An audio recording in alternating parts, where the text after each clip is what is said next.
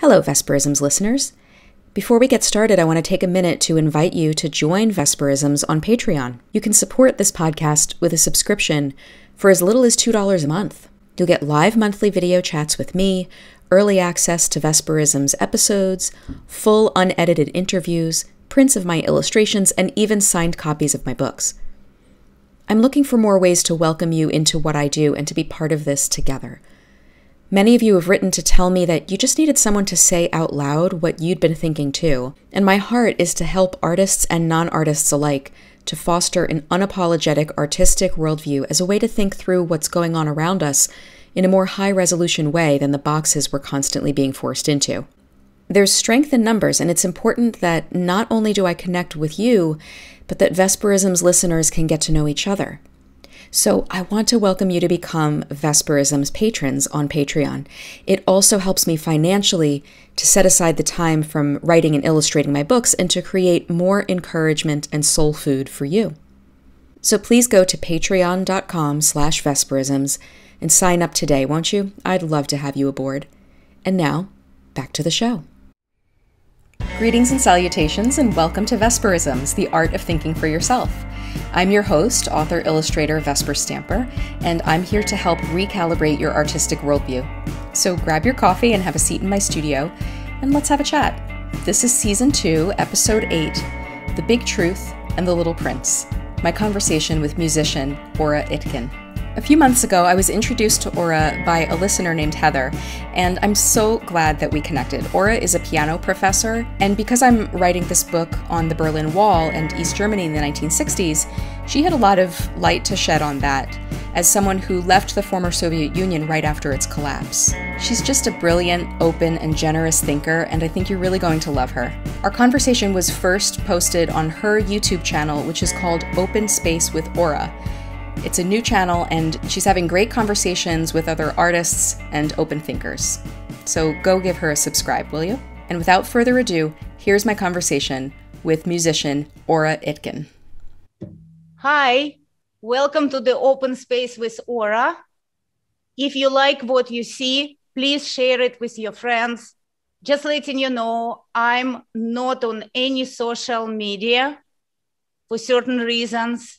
So the only way for you to find me is through YouTube or through your friends. So please post your comments, and I would really appreciate if you share it with whoever you find appropriate.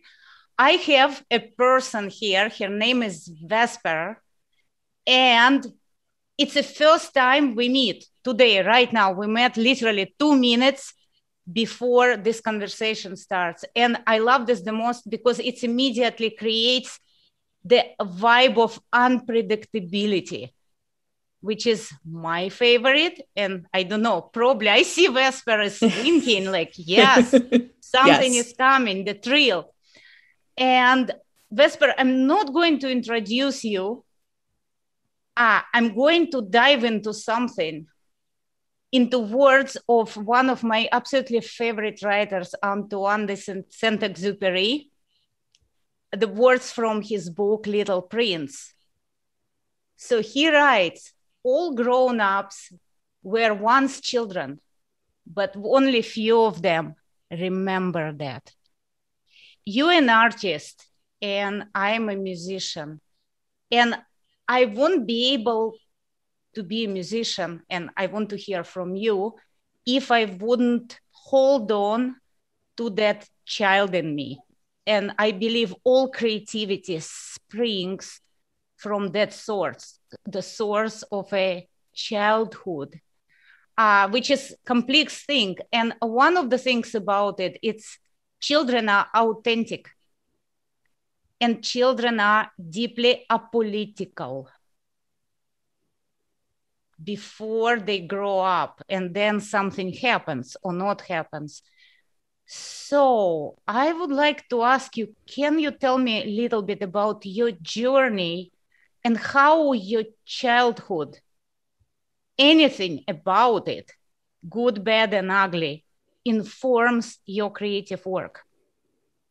That's such a great question. And I love that you framed it with The Little Prince, because That's one of my favorite books.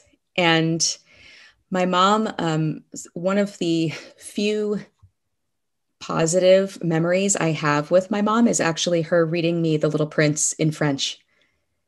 So it's a special book. In fact, yesterday I was just wearing a T-shirt of The Little Prince. So Oh my God, that's yeah, serendipity. it is serendipity. So yeah, you can probably guess from that my childhood was less than ideal. It was a very I let's just say that I think that my path as an artist, my journey as an artist is not drawing from that childhood, but learning to reclaim the childhood that I didn't have. So I always saw myself as wanting to be in the service of children. So, for as long back as I can remember, I was illustrating fairy tales. I was making up stories, drawing these things. And as soon as I became aware that one could do this for a living, I thought, there's no way I'm not going to do that. I have to create books for children because books were the thing that got me through my own childhood. And so a lot of it is reclamation for me. It's learning that there was a child there that can be spoken to, can be drawn out, can be healed, can be negotiated with, can be, and so, yeah, I directly see everything that I do in my work as that. It's funny that you telling me all that because I felt very isolated within my family. I'm not going to go into family drama now, but I felt deeply isolated. And when my mom brought me to the library when I was very, very little girl, like 5 or 6, I don't remember exactly. The first thing I remember, it's that sensation of the smell of the dusty books, the old books. And for me, that was newly found kingdom, the escape, but escape where I could be with that thing, this majestic unknown thing. And the discover, each book is a kind of travel, a journey, the discovering. And from that moment, I felt, oh, I'm not alone. I'm not alone. I have companionship for life. And that's what music became to me. So how did you become a musician and when did you start? By rebellion. A lot of things happened by rebellion. My dad one day took me to evaluate to some musical authority, a very known musician, to evaluate the child. And that musician said, okay, your daughter has absolute pitch. So my dad said, okay, we have a gift here. We have to do something about it. So that's how it started. And I hated it. I deeply hated it. So books were my escape also from music. Oh, wow. Music was a torture. And then it was a torture until approximately age of 13 when I was a teenager. And then my dad finally gave up on me. He stopped forcing me to do that thing. And he gave up and I was flying. That I felt deep sense of liberation. But then I became very, very sick with horrible flu. And I remember it was winter. And I vividly remember that day when I was alone at home in my bed with high fever. And I felt miserable and wallowing in my misery. And I read all the books that we had at home. And I didn't take anything from the library. And I felt such a boredom and misery that something pushed me back to the piano. And I secretly started practicing because I was so proud I couldn't admit to my dad that I won that fight finally to liberate myself. And now I'm coming back to it. So that's how it started, restarted. Wow. But it was on my own terms. Yeah. There's something similar. My mom is a pianist as well. And trying to get me to play and take lessons. There was no greater torture than that. It was shame. It was all shame. And then I went to a high school, a performing arts high school, and it recontextualized it for me because I had all these friends who were just like me, who were amazing musicians. And so I secretly as well started to like reteach myself piano. And now, I mean, I play badly, but I've got some, Chopin and Beethoven, like a bunch of pieces that I'm working. I just got a new piano actually. So, and it's a delightful instrument. So What model? It's a Mason and Hamlin. Mm-hmm. It's like a yeah. So it's a good instrument. And you know what? It was $100. It's a bargain. Yeah. It's even better instrument now when you told me the price. Yeah. It came through my son's teacher, and we had it tuned, and the tuner said it was a really good instrument. And so it's like I feel like I've gotten a new lease on life, and I can't stop playing. I play every morning before I start work. And it's amazing when you can take something out of its, like, I don't want to say always traumatic context, but it's negative context, and you can think about it a different way and it becomes your own. Then it's like pure delight. I mean, it have to be on your own terms. And it's, I often tell my students when I feel they reached some sort of, how you call it, dead end, not dead end, like a wall that they cannot break. I tell them, okay, quit. Go quit. What? You want me to quit? Yes, I want you to quit. And 99.9% of these people always call me back. I miss it. So, but the quitting sometimes is very important mechanism of coming back. Yeah. This is on my mind right now because my daughter, who's a teenager, she dances. And she told me recently she wasn't sure she wanted to continue. And I kind of have this motto of like, nobody ever regretted taking piano lessons. They only regret quitting, when they become adults. And so I don't want her to quit. I want her to examine the reasons why she wants to quit. But I also completely hear what you're saying, that sometimes you need to just like shed it, shed the dead layers. Develop craving of it. Like you have to be on diet from it, like music-free diet or dance-free diet, just to regain appetite. Yeah. Do you think that's better when it happens young rather than like keep pressing yourself until you're, 40, 50, and then you burn out or something? Yes. Yeah. Especially you have to allow a person to rebel. Yeah. You can suppress it, because if you suppress it, they will push back and then they might never come back to it. It's like it propels the trauma. Yeah. It's the reverse psychology. Yep. Yeah. Just do it. Just quit. Let's see what happens. Oh my goodness. My kids are both teenagers. My son is graduating from high school next month. And, my husband and I are both artists. And so we kind of had this kind of groovy mindset about raising our kids. Like, we're not going to give them any reason to rebel. Like, we're just going to let them do, if they want to like dye their hair and get piercings and, like be artists, and that's cool. Like, what do they have to rebel against? Well, my son decided he wanted to enlist in the military. Here you go. That's the rebellion. I mean, we managed to convince him to wait a couple years, after graduating high school, but it's still like his number one dream. And I'm like, this is exactly because his parents are artists. That's why he's doing this to us. Yeah. Yeah. It's rebellion against absolute freedom of expression. Totally. Nope. Yeah. Oh my goodness. But I think it's a stage, and we as parents, well, at least I do it. I don't know. We all make mistakes.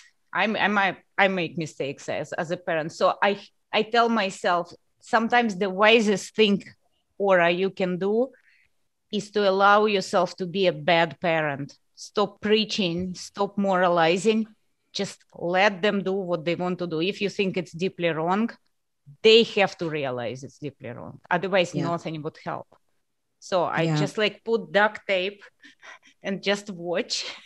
It's the hardest thing to do, because you know what's coming down the road, and you're like, if you keep going this way, you're going to crash. But no, because again, back to Saint-Exupéry, I remember what I've done and how I ran away from home when I was 14. And it just, you cannot stop this force. It's a force, and we cannot stop it as parents, and we should not. Unless has some criminal or mental.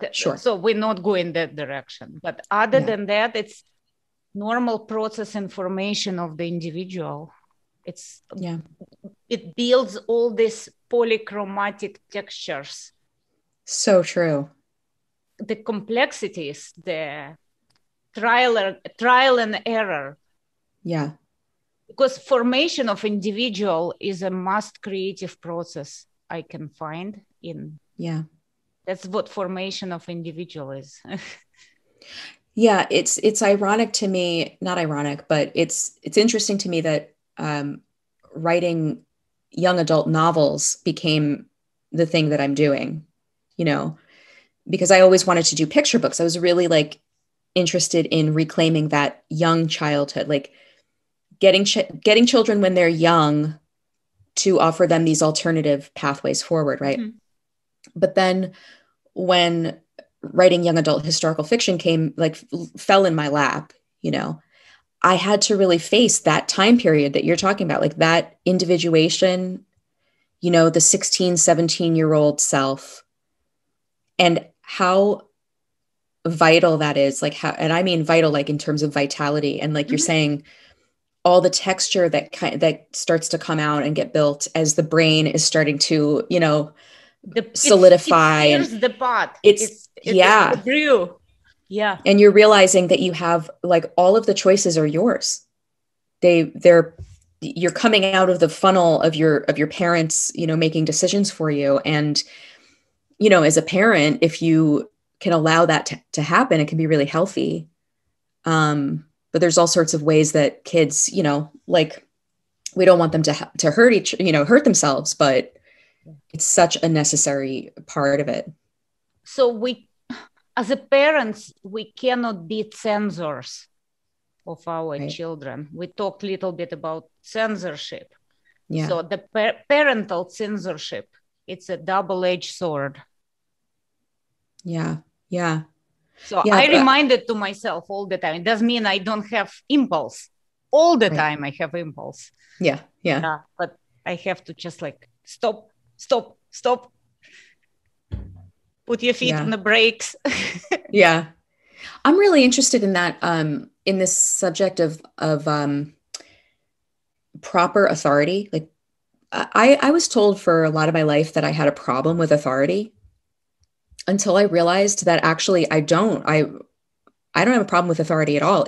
But as long as it's proper, as long as it's a healthy and proper use of authority that liberates people, that like gives people platforms and, you know, can create proper boundaries, but within those boundaries, you know, freedom can flourish. You know what I mean? It cannot be imposed authority. That's why, speaking of my childhood, I grew up in Soviet Union, where there was like very interesting layers. There was one superficial layer of constant propaganda and authority of communist regime, but there was a dissident underground culture where luckily my father, who played jazz, and I heard jazz at home since age 3, and jazz was part of what it was called in Russia, capitalist evil.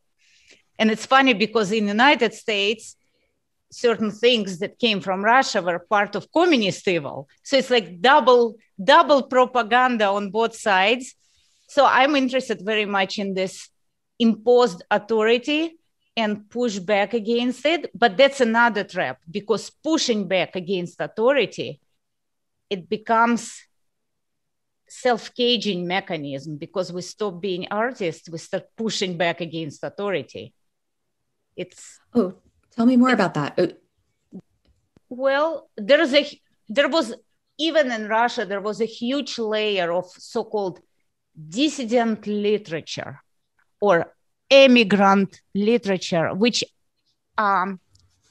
never sounded delicious to me, because it narrows the field. It's through the lens of an immigrant, or through the lens of the dissident, or through the lens of anti-wokeness, through the lens of the anti-cancel culture. It's boring. It's boring. I don't want that lens. I want butterflies on the field. Do you feel like that kind of, okay, so, all right. So I have a lot of questions about this, but I'm going to start from here. In a country like the United States, that at least on paper is like, has as its central ethos, individual liberty, right? Mm-hmm. And freedom of speech. And we kind of really do know, like, if we look at history objectively, that this is like the freest country that there has ever been, right? Mm-hmm. Why do you think that there is right now this huge explosion of protest culture? And do you think that it is, how do I put it?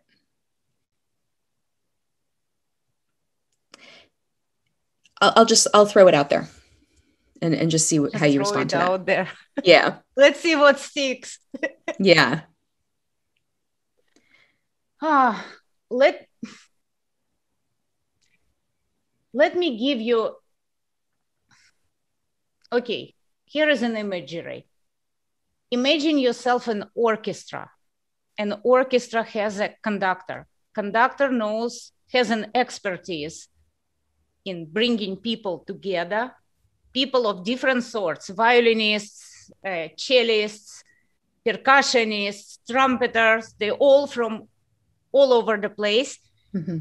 They all have the individual expertise of playing the instruments. So they come to rehearsal. And speaking of authority, it's a voluntarily selected authority. They listen to conductor, and conductor listens to musicians, but musicians tune to each other. Otherwise, the orchestra will fall apart. Mm-hmm. Now, for musicians to tune to each other, they have to live outside of rehearsal room. Their identity, their political affiliations. It's not relevant if you're conservative or liberal or supremacist or black or yellow, or it does not matter. You enter that sacred space, the rehearsal room. I'm not talking about stage. That's not the stage's responsibility, because people buy tickets.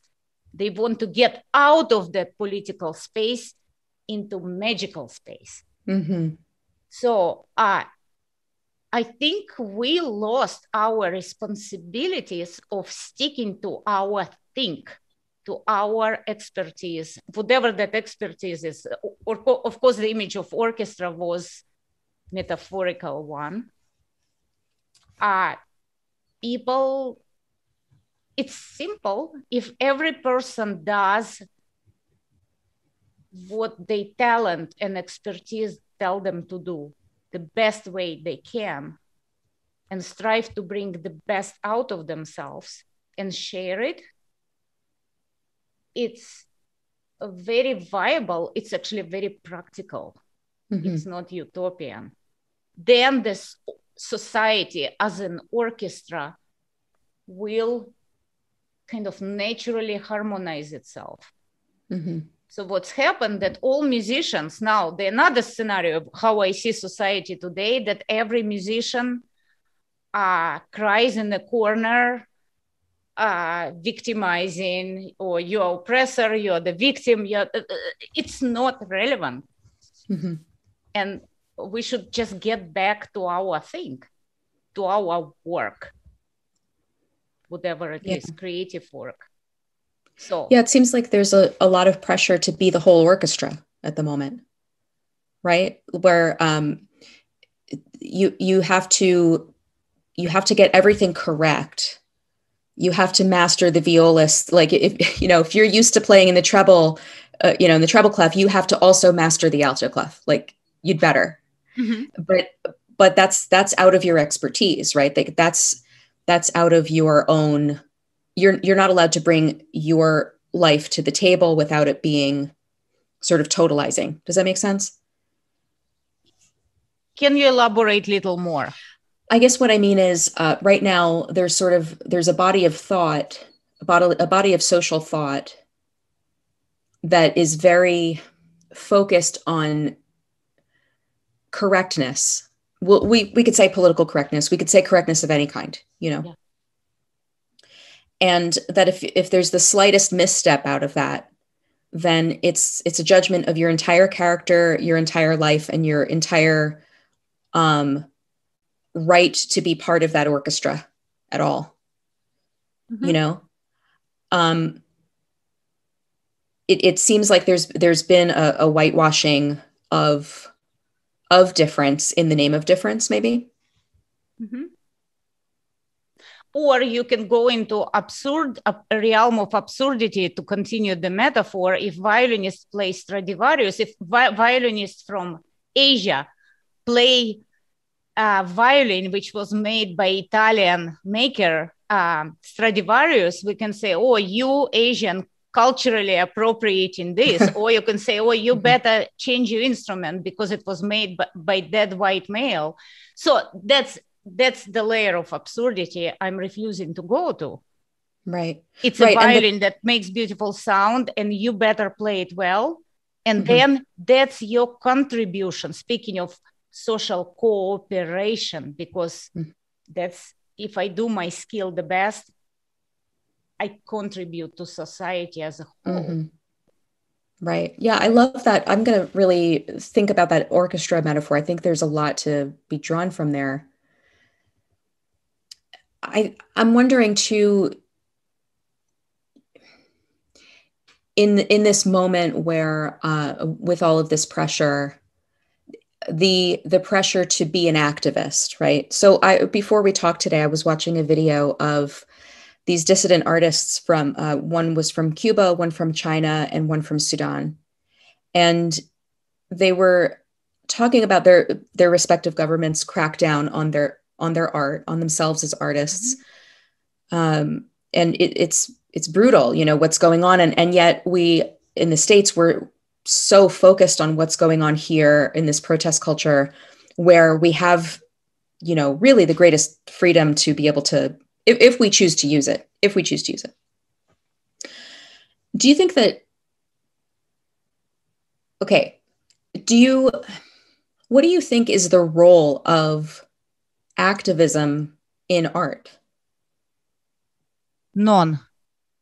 Okay. Let me give you an example. My own daughter, she's in a field, she's doing PhD in a literary field, in one of number one, I'm not going to name it, number one high education institution in the United States, very famous. And when she went and did undergrad in a private liberal arts college, I remember as a freshman, she would come home and say, Mom, why everybody is fighting for the cause? Why in my literature class or romantic English poetry class, I have to talk about a cause, about why everybody have to be an activist, or you just don't belong? And I remember my conversation with her, and I said, well, Lisa, what do you think? And she would say, I don't want to be an activist. I want to appreciate a poem for what it is. And I said, well, you have an answer, stick to it. So, and she's sticking to it. She just not willing to accept. She's not willing. I call it groupthink. And the one thing I fight ferociously all my life is that groupthink. I'm a very passionate nonconformist. Yeah. So that groupthink, I'm on the other side of yeah, same. So marching with the crowds, I'm always hiding in the bushes or run opposite direction. Right. So in like the context of the Soviet Union, right? So clearly, you know, you said there were underground, you know, jazz was an underground endeavor, right? So that wasn't that wasn't a public protest endeavor, right? That wasn't necessarily an activist endeavor, but it was dissident. Let's say. Yeah. So what's the difference between dissident and activist, do you think?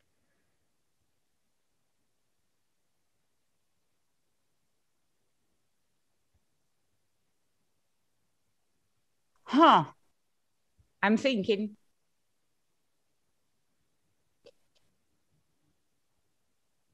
Dissidents trying to preserve.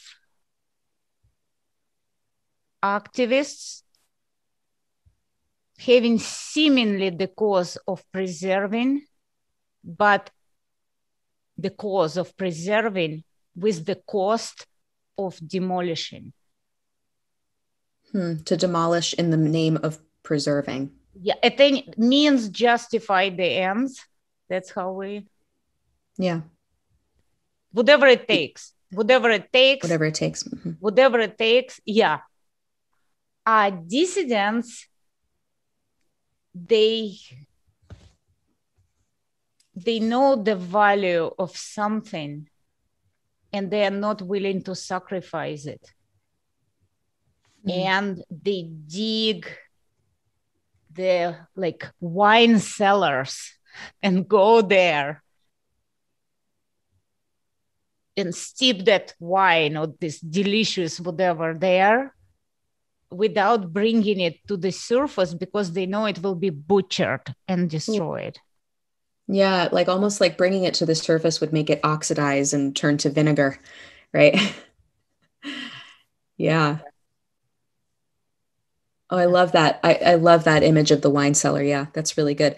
Yeah, literally underground.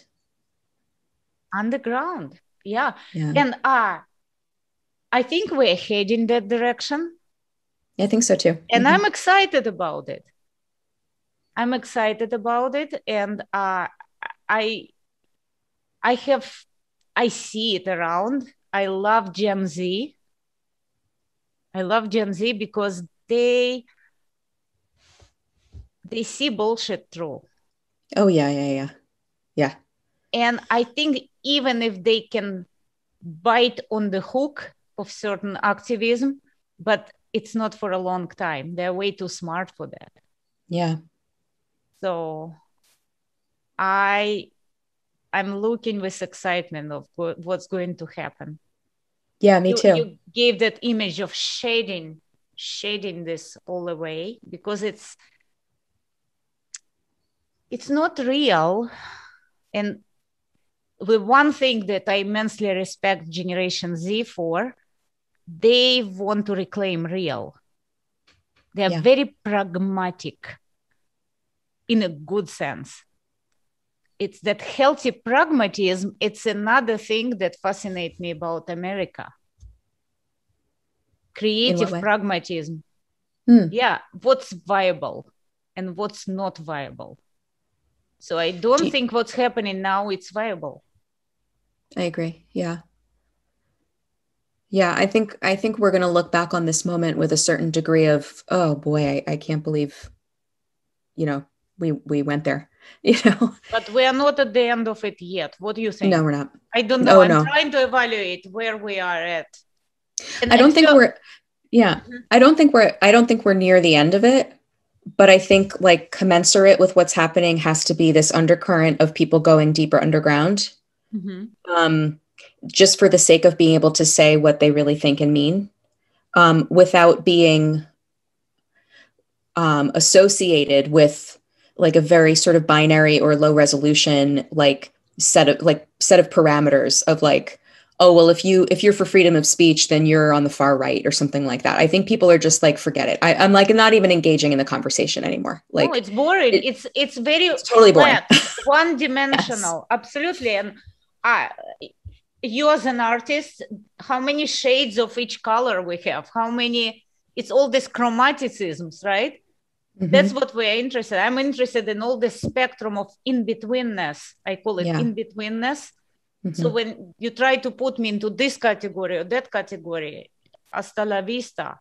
So, well, yeah, and it's not even like you're when you're saying hasta la vista, that you're doing it to be tough or something, or to be, it's just like, I don't even like, I don't care. Like, like this is so boring. I don't even want to do this, like, I'm just like, okay, I'm just going to go over here now, you guys can have your conversation over there, but I'm not interested in that way of seeing humanity or art or relationship, or, there's so many more interesting shades and colors, to deal with over here. But what's, I have no problem literally building connections with widest range of people.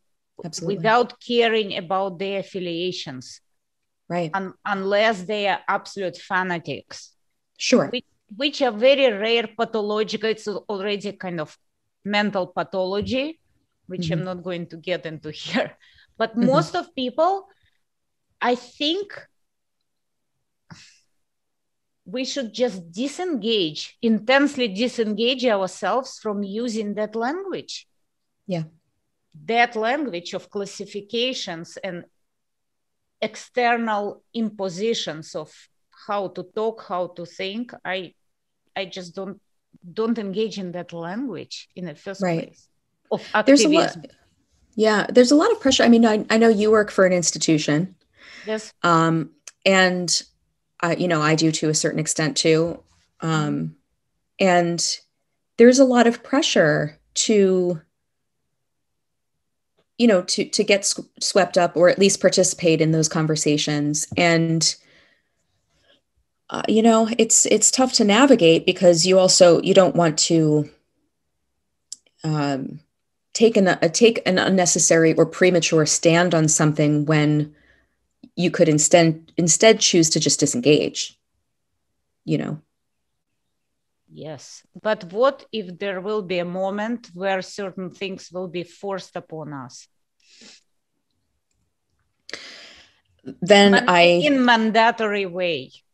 Mm-hmm. Well, I think that, Solzhenitsyn's essay, Live Not by Lies, is really, that's where you start. It's just learning to cultivate an allergy to lies, to saying things that aren't true, that you don't believe to be true.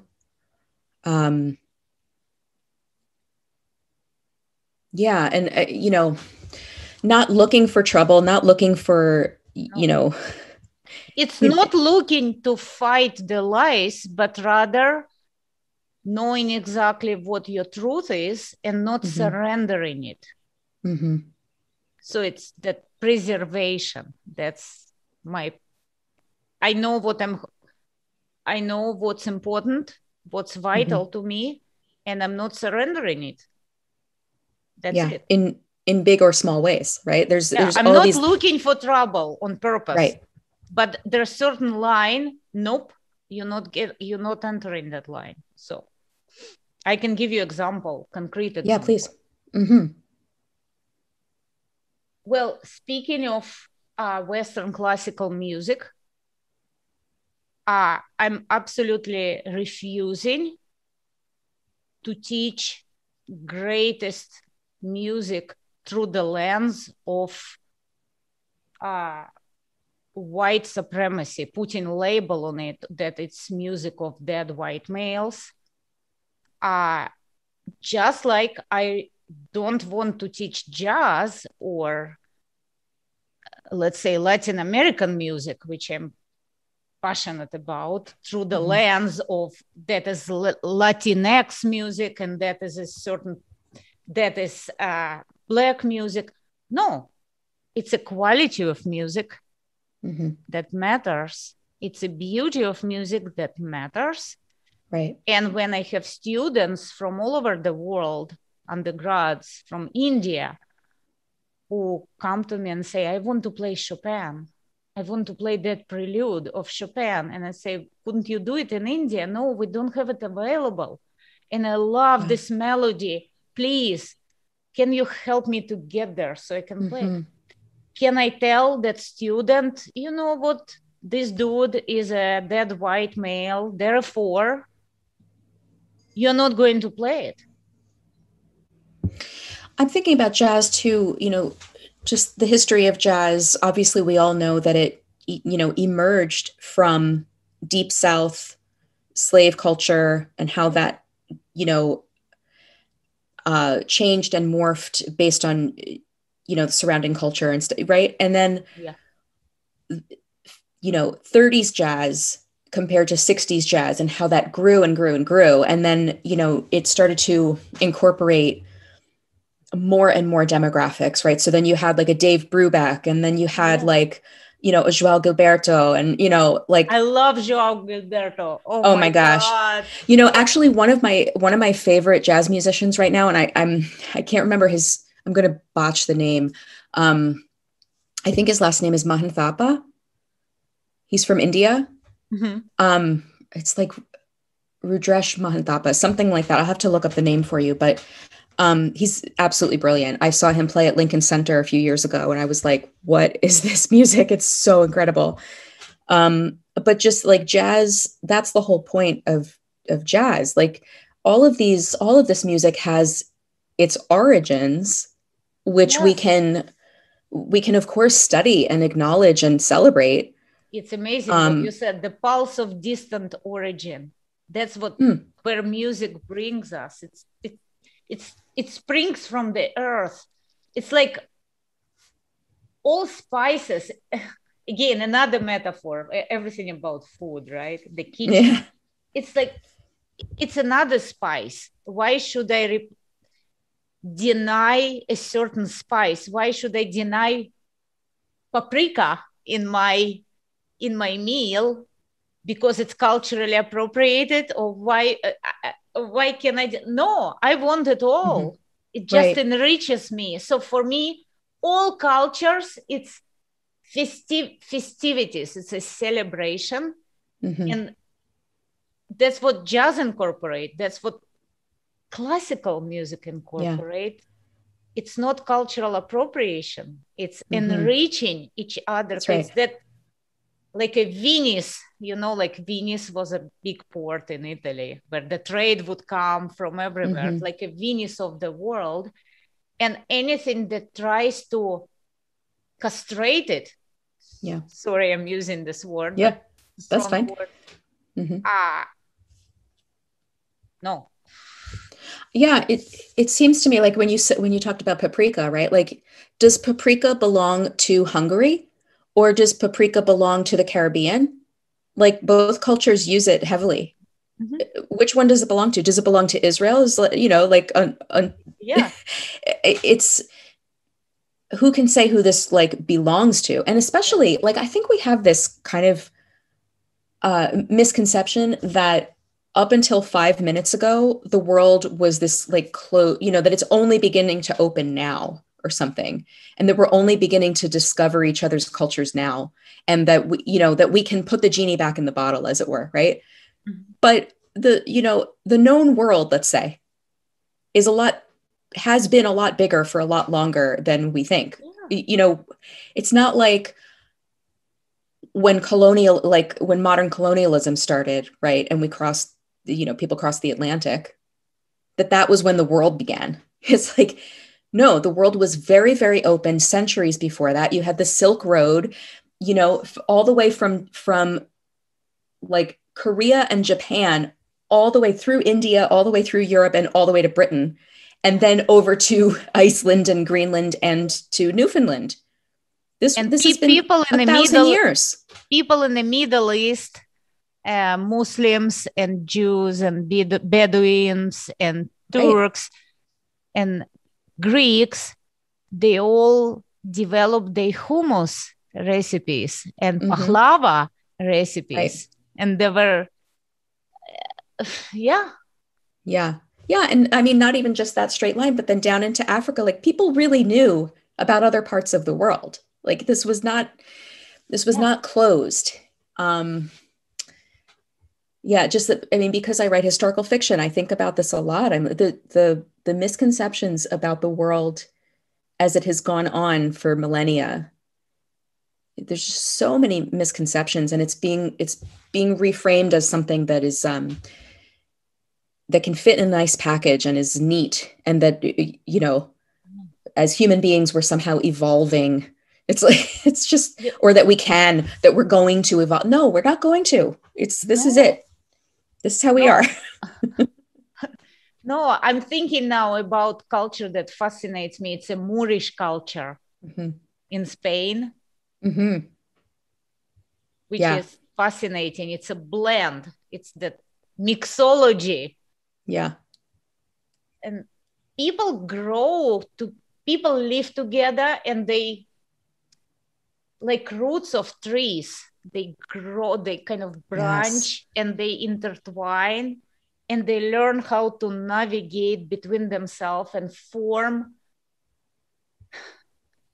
the fabric. That's how human fabric builds itself, weaves itself, weaving. Yeah. And something get distracted in this. I don't know, some disconnect happened lately. People not allowed, I don't know, we have to reclaim the word. Technology plays a huge role in disconnect. Connect and disconnect at the same time. What you say? What you're thinking? It brings to mind some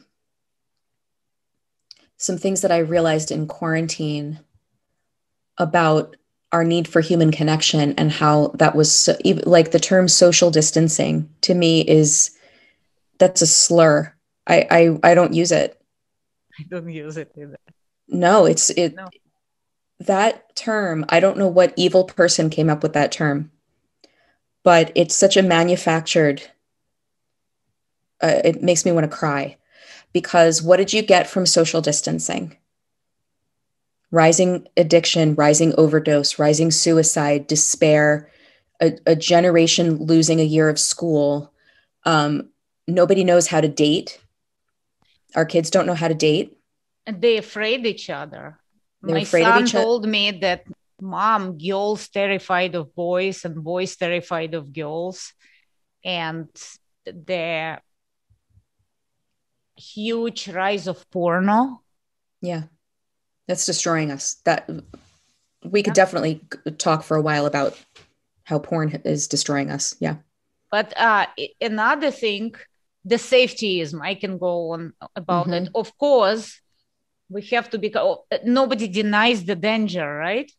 Right. One part is to see clearly the danger, right? But another part is to enfold ourselves back into cocoon and hide in a closet, and that's where monsters get into our head, right? And it's bad. I mean, I heard, early on in quarantine, when all the introverts made themselves known and said, "This is my best life. It's my dream come true. I get to just stay home with my cat, and, I don't have to interact with anybody. I don't have to go to work. And, I'm not exhausted. I'm energized, whatever." And it's like, well, I'm the only extrovert in my family. I mean, maybe even in my extended family, but definitely in my household. I've got these 3 other little introverts who were just like happy as clams. But it's like, they need people. even introverts need people. They need relationships. They need that. I've seen some friends of mine go to unhealthy places this year in their introversion, where it winds up becoming very self-focused and self-referential. And self-enclosement. yes, Back into willful. cocoon. Yeah. Willful self-enclosement. That's not healthy either. You know, we really, so, I mean, I'm trying to figure out ways that are decidedly anti-technology. I don't mean that technology is bad, but like a purposefully cultivated analog way of life that gets human beings back into my space, you know.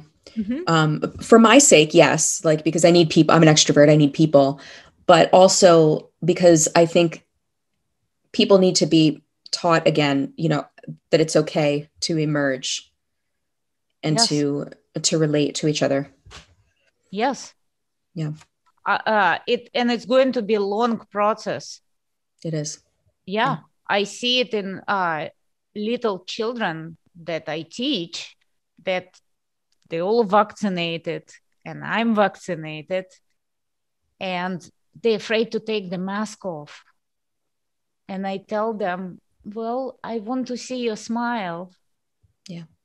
And it's a barrier that now we have to all cut. Like, it's okay to take the mask off. Yeah. And we have to unlearn. We have to learn how not to be afraid. Right. Basics. Yeah. When you talked about kids too, you know, in Waldorf education, are you familiar with Waldorf? This Waldorf? Rudolf Steiner? I was a member of Waldorf Society for a few years, and I have all Rudolf Steiner writings in Russia that I brought with me from Russia in my suitcase. Wow. I love Rudolf Steiner. Yeah. Yeah. I raised my kids. They didn't go to Waldorf schools, but I raised them with a lot of that kind of ethic. And I made them handmade Waldorf dolls. And, you know, and I loved the concept of the Waldorf doll as this face, this neutral face to which the child could ascribe, you know, they could ascribe their own meaning to that face, you know. And when you're talking about children wearing the mask or seeing everybody mask, like there was an illustration in a children's magazine that came out last year that made me so enraged. And it was a street scene of a father pushing his child in the stroller. And I don't think the child was masked, but the adults were masked. And there was no way to tell what the adults were doing or thinking. It was just their eyes, you know. And I just thought, this is so, I will say, abusive to children to eliminate their ability to learn how to read expression onto people's faces in the world. It's so wrong. It's anti-child. It's anti-child, and it's anti-social skill, because we read body language, we read gestures, we read expression, facial expressions, which are million. We losing the nuance. Speaking of nuance, how nuance develops when we read each other. We read each other's cues, and that's how we interact. So we sort of cultivate, by masking people, children especially, cultivate deep handicap in capacity to interact with other human beings. Yeah. I don't know if I expressed it dramatically. Absolutely. Yeah. Yes. How do you, like, what do you think in terms of, as artists, as musicians, I mean, how we can help kind of like rehumanize? What do you think? And touch, getting in touch in our senses, That's your Waldorf school, right? That's your Montessori school, all this educational. Children interact with the world through senses, just like artists do. Speaking back to the child, right? Right, yeah. We are very sensory. We don't end there, because then the intellect comes and capacity to analyze and critical thinking, which again, it's all these layers. I always talk about lasagna, you know, like many, many layers. But the primal is senses. And we have to smell each other like animals do. Right. That's how people fall in love. Or like it's like, oh my God. Yeah, we talked about spices and aromas, right? Scent, the scent of life. Yeah. How to, well, I'll tell you a personal story. I was several times, because I have pretty kind of analytical mind as well, decided. So I was on this intersection. At some point, I wanted to major in philosophy. I still read a lot of philosophy, but I cannot do philosophy for the sake of philosophy. I'm too much hands-on person. And last moment, what kept me at the piano is, I call myself a cook, not an artist, a cook. It's that piano for me, it's a material, like a clay. I sculpt with music. It's that sensory touch of the keys and what I can do with sound, how I can sculpt the sound, the phrase, the gestural, the movement, the in-between notes, the in-betweenness, that fascinates me. That's cooking. So for children,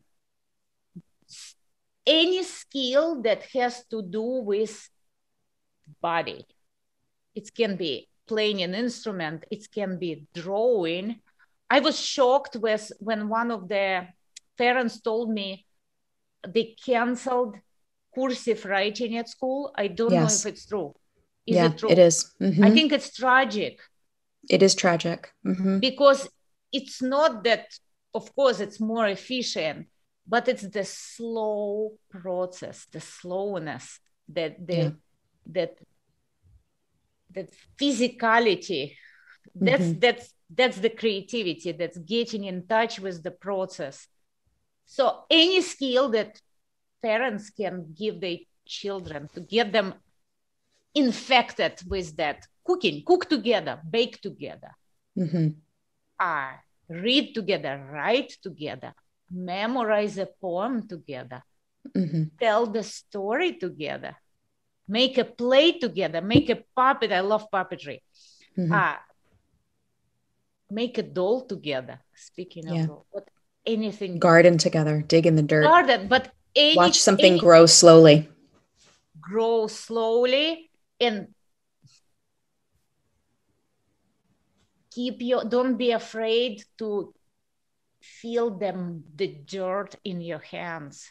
I used to eat the dirt as a child. Children loves eating dirt. They need the minerals and the probiotics. The child, yes, like it's insane now. Can you imagine now these days where everything is like germ free? Oh my goodness, no. Children need exposure to germs. Speaking of germs, what do you think about, for me, education, it's like that exposure to germs, to kind of provoke immune system. You know, you talked about allergy, to throw the exposure, difficult, controversial, contradictory exposure on all levels to children, and let them help them to navigate, to kind of, without giving them answers, do this, do that. But what do you think about that? I absolutely agree. I think, my own education, I went to public schools in New York City. And I don't remember in all of that time anybody ever telling me what to think. But you were they threw at you different ideas. Absolutely. And just the fact of growing up in the city, you were around different ideas all the time. You're around different people all the time. I mean, you had everything all the time, everywhere. So it was like, figure it out, Figure it you out. know, sort it out. Like, who do you want to be? What kind of, where do you feel like you want to gravitate most toward? Do you, even within being a visual artist, my high school was this magical garden of art making, right? But even within that, there was like, well, there was a hierarchy, but I won't talk about the hierarchy. But there were different streams. Like, did you want to be a fine artist, like a gallery oriented artist? I didn't want that. I wanted to be an illustrator. I wanted to make books, so even just being able to articulate, but all of us had the same education. We all had to go through the same foundational classes. It wasn't until I was a senior that I really started to specialize. You have to be exposed to, I'm not talking about anything. I very much believe in the Waldorf ideal too, of like keeping the child in the dream state as long as possible. So you don't wake the child up before they're ready. You let the child slowly emerge into consciousness. That's the approach to learning how to read, right, is I'm trying to think back, many, many years now, but there's something about like, you don't teach the child to read until they can reach their arm over their head. And that's like a signal that they have like grown and matured enough to be able to handle something like reading, to be able to wake up into that reading. It's like a physical marker. Yeah. Now, I taught my kids how to read quite young because I was a young reader myself, and I wanted them to have the access to all the books that we had in my house, but as a principle, that is so important, is like, you throw the kid into the pool. How do you teach a child to swim? Okay, you put the floaties on their arms, okay, so they won't drown, but you throw them in the pool, Yeah. and they will figure it out. Like, that you're there to provide the boundary, but they will figure it out. They will learn how to swim, and it's just, I don't believe in, it's like we started to say in the beginning, that the more strictures you put on your children as they're starting that individuation process as teenagers, the more they're going to rebel. It's they're just going to do it because it's a natural, normal developmental cycle or stage. And they will do it in an unhealthy way, but right. Yeah. So if you tell the artist what they are allowed to say and not allowed to say, well, let's start there with the artist. Of course, that applies to everybody in society, but you tell the artist what characters they're allowed to write, what music they're allowed to play. What are they going to do? Some of them will go along and listen, right? They'll just do what they're told because they're, easily led. But some of them will swing to really unhealthy places. That's where extremism comes from. You suppress and suppress and suppress, and you deliberately push it underground. That's where harmful movements come from. That's where radicalization happens. Yeah. Yeah. How you explain that so many, my son is double majoring in business and in theater. And he shares with me interesting observations. Mom, why? And he's puzzled with it. Mom, why people in the theater department hyperactivists, and why people in business school, you just don't hear that language at all. People just do their thing. So how you explain the tendency, especially in arts programs, that leaning toward activism? We talked about activism. I'm coming back to it, but yeah, I mean, I'm trying to figure that out. I don't understand it. I'm just not wired that way. At the same time, I will say, uh, I have a very strong commitment toward fighting racism. I'm very, very committed to that. I've been committed to that since I was 9 years old. But how I choose to allow that into my work, like at the end of the day, I'm a storyteller. So whether it's through my writing or whether it's through my illustration, my job is to tell good stories. And I do know that some of the worst stories I read are the ones that start with a conclusion. Yes. And I think that the activist work starts with a conclusion. And they're not good stories. It's amazing boring. Because I have exactly the same feeling. It's like you watch a movie or read a book and you know already how it ends, right? The characters are flat. If I can even make it to the end of the book, I'm just filled with anger. Yeah. And I think some people would tell me that anger is like, I don't know, that I'm fragile or something like that. No.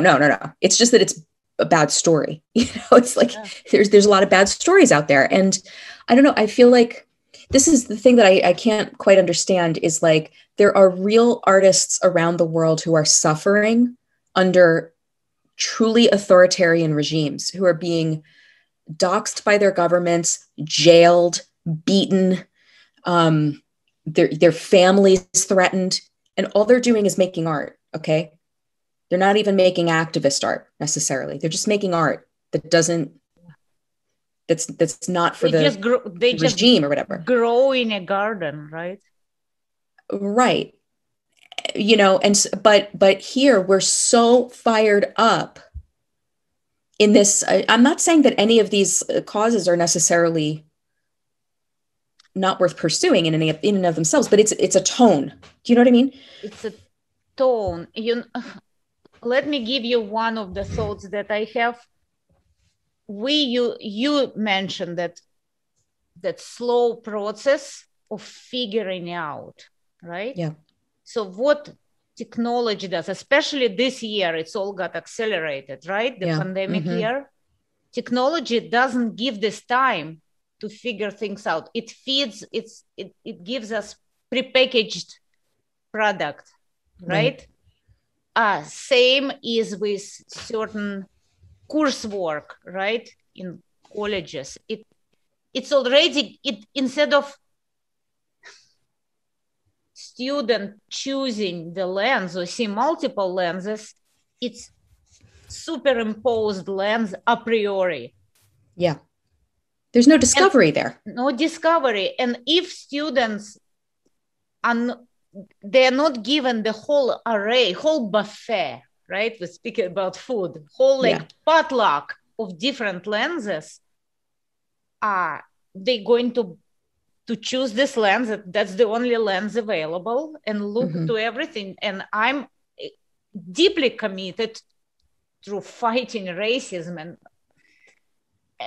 tribalism of any sorts. And in a very much Martin Luther King way, right? Same. And I think art builds character.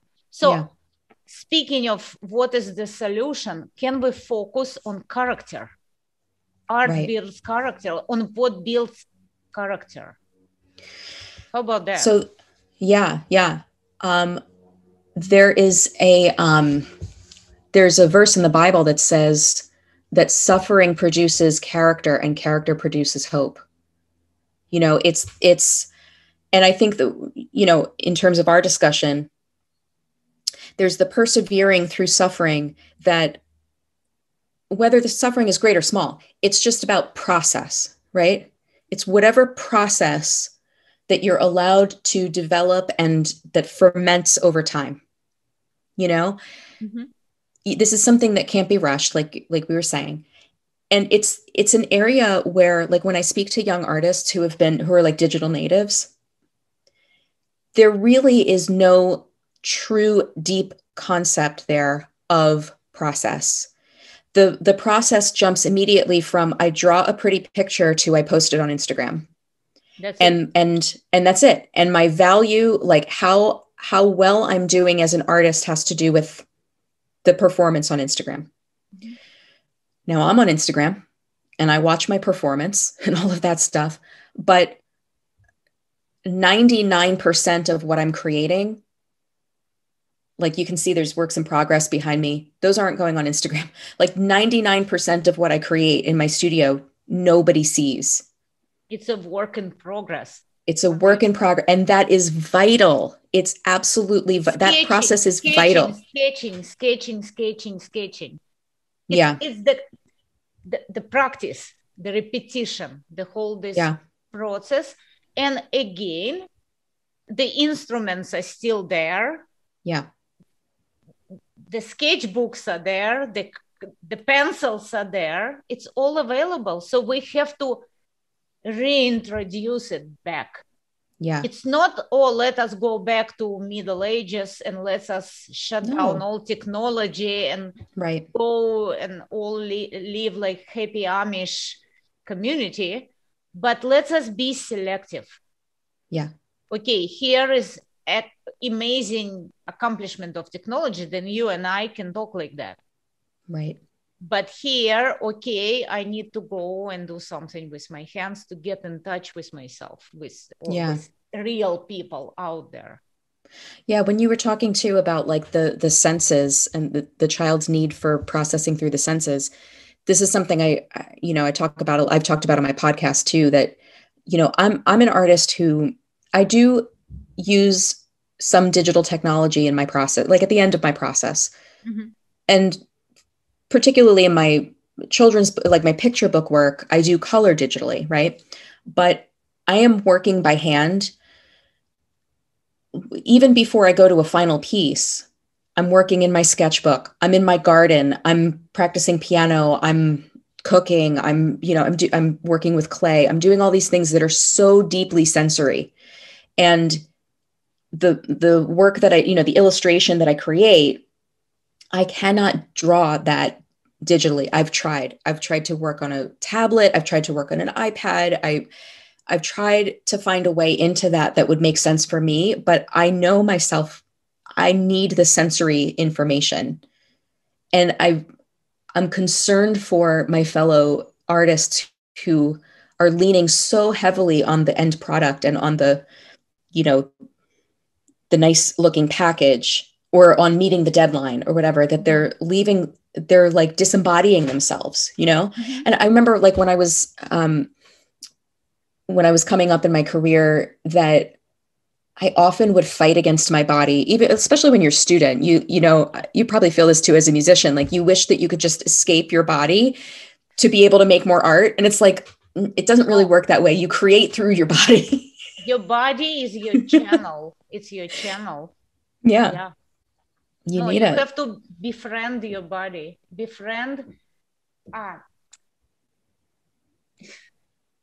I consider piano and myself like extensions of each other.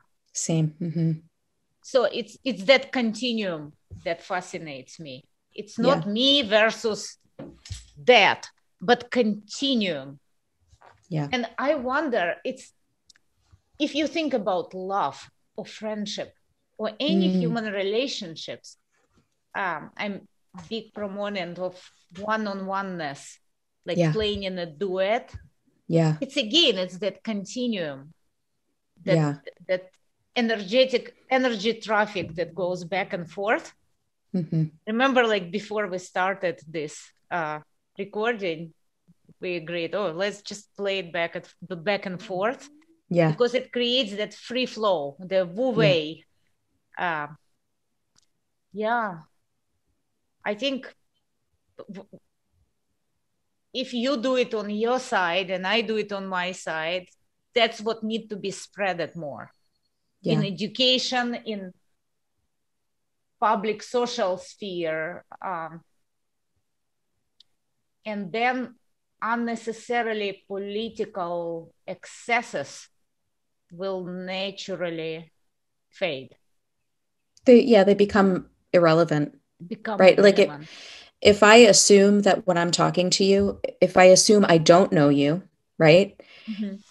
That we're just meeting Mm-hmm. and that there are like worlds upon worlds inside of you that are available to be discovered depending on how much you choose to reveal and, you know, and open. Same, you know, same with me. And like I can assume that there's so much to know of you, right?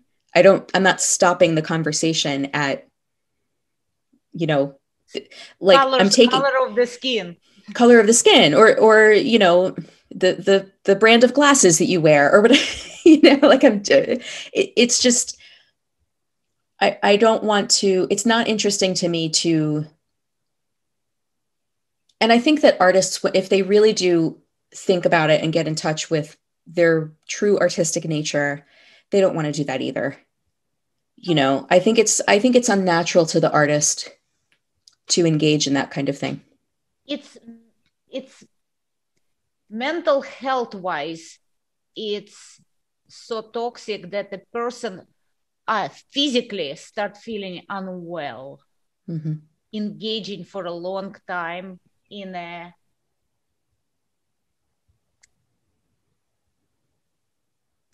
demagogical pursuits. Mm-hmm. Artists, some people can spend life happily being demagogues and fine. Sure.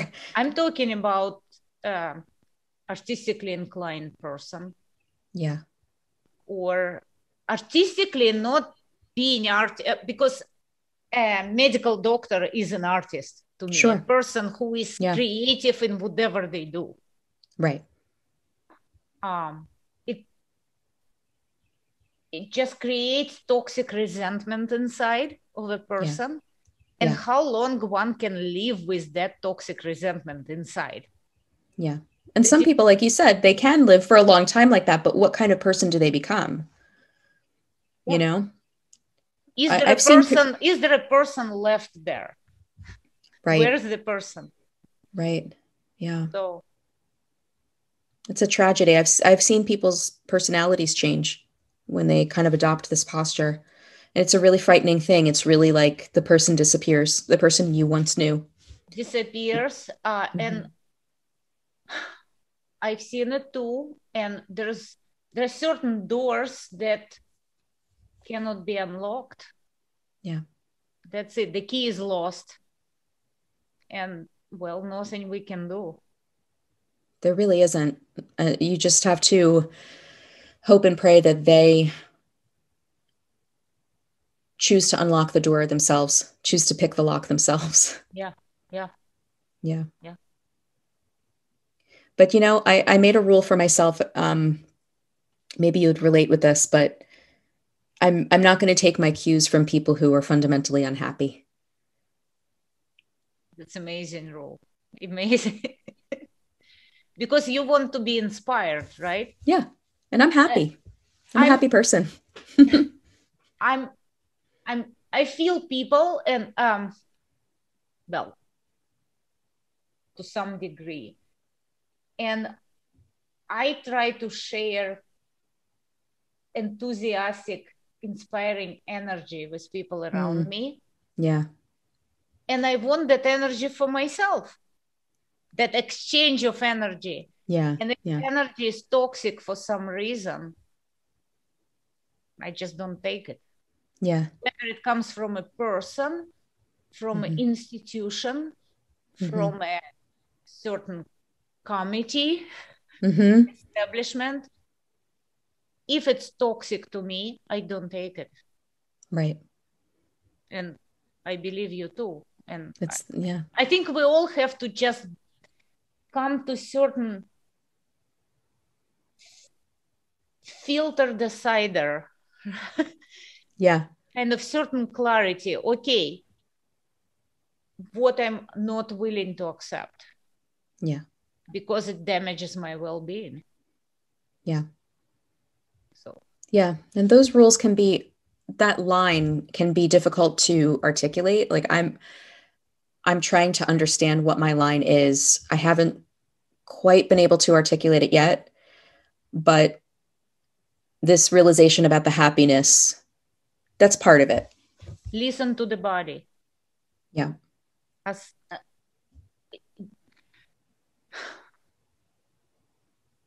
I have I have strong filtration, rational mechanism, right? Of course. But my immediate impulse inside of me,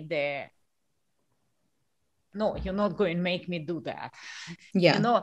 So that inner teenager in me is alive and watching, right? The inner teenager. Nope.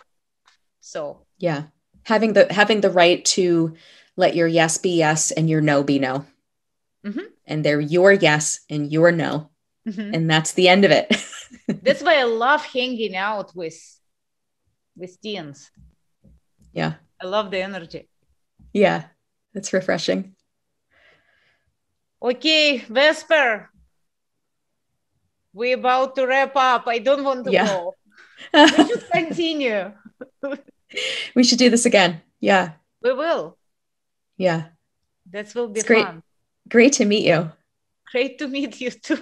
And Vesper, do you want me, how people can find you? Do you want me to post some links for? Yeah, sure. Yeah, so you can find my books if you just look up Vesper Stamper wherever you buy books. You can find my work. And I'm on Instagram at Vesper Illustration. And my podcast is called Vesperisms. And I'm on all the podcast platforms. And we just talk about the artistic worldview, seeing the world like an artist and getting past the very low resolution political lens and choosing to see things through, like you said, a polychrome artistic lens. And let me tell you and the listeners and the viewers that Vesperism, it's the best, most inspiring ism in 20th century, right? It just means I only speak for myself. Okay. Thank Vesper, you. I'll see you soon. Yes. Thanks. Bye. Bye. Bye. Thanks for joining me for this week's Vesperisms. If you found value in this episode, would you please leave me a 5-star review on Apple Podcasts, like and subscribe on YouTube, all the things you're supposed to do, because that helps us to share the artistic worldview with more people, and we really need to do that, don't we?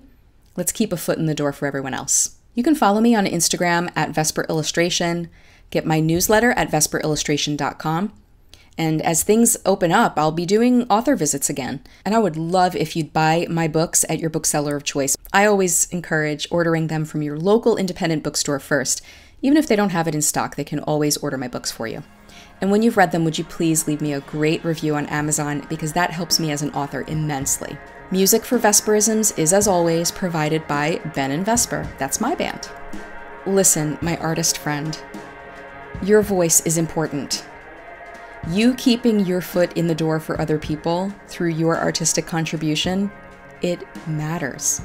And just remember, work isn't everything, but everything is the work. See you next time.